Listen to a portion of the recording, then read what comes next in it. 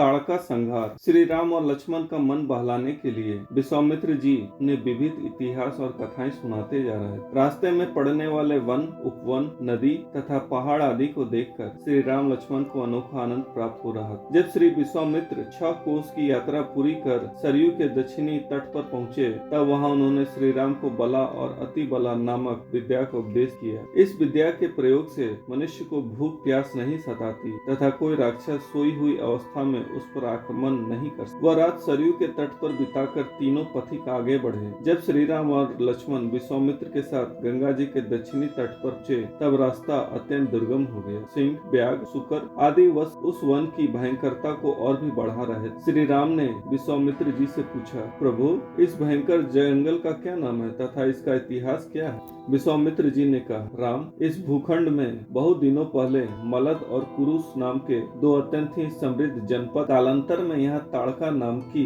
एक यक्षिणी अपने पति सुनंद के साथ आकर रहने लगी। उसके पास 10,000 हाथियों का बल था। दोनों पति पत्नी यहाँ स्वच्छंद रहने लगे तथा यहाँ के निवासी और मुनि उनके अत्याचार से पीड़ित होकर इस स्थान को छोड़कर अन्यत्र चले गए। अगस्त ऋषि के शाप से सुनंद भस्म हो गया और ताड़का राक्षसी हो गई। मारीच और सुबाहु इसी ताड़का के पुत्र हैं। इन राक्षसों के अत्याचार से यह स्थान निर्जन पड़ा। कोई भी इस रास्ते से आने की हिम्मत नहीं करता। यदि कोई आ भी जाता है तो ताड़का उसे मार कर खा जाता। अब इस स्थान का नाम दंडकारण्य है। तुम इस दुष्ट राक्षसी को मारकर इस स्थान को पवित्र करो, इसलिए मैं तुम्हें इस घोर वन के रास्ते से लाया हूँ। श्री राम ने कहा, मुनिवर, भले ही ताड़का क्रूर और दुष्ट है, परंतु वह स्त्री है। एक स्त्री को मारना रघुकुल की मर्यादा के विरुद्ध है। मैं इसको मारकर स्त्री वध का पाप भला कैसे कर सकता हूँ? विश्वामित्र जी ने कहा, श्री राम, अत्याचारी व्यक्ति चाहे स्त्री हो या पुरुष, यदि वो अपना सुधार नहीं करता और जनता को पीड़ित करता है तो उसे मार डालना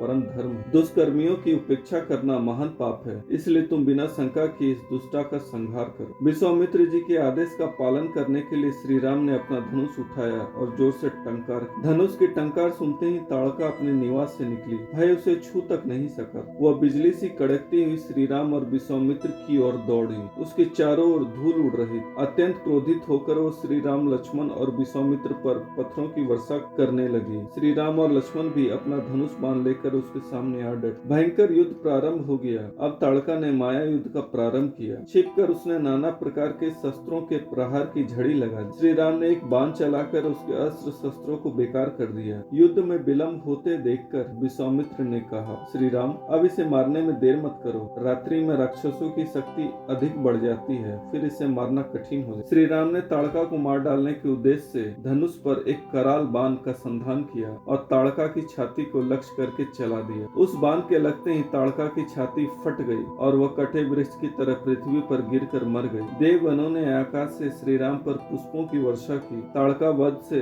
विश्वामित्र जी परम प्रसन्न हुए। चारों ओर श्री राम की जय जयकार होने लगी। दोस्तों, अगर आप आगे भी ऐसे ही रामायण की ज्ञानवर्धक एवं रोचक जानकारियाँ सुनना चाहते हैं तो कृपया इस चैनल को सब्सक्राइब कर दीजिए। जय श्री राम।